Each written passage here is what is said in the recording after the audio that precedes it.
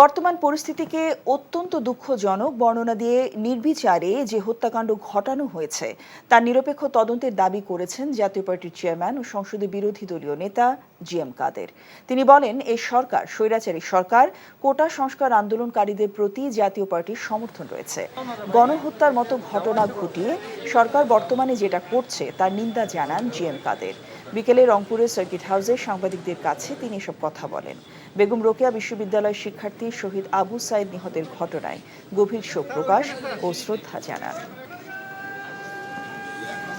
নির্বিচারে গুলিবর্ষণের ফলে বেশিরভাগ ক্ষেত্রেই অনেক নিরীহ মানুষ, শিশু মারা গেছে, একেবারে 17 বছর 18 বছর বয়সে প্রচুর মানুষ মারা গেছে।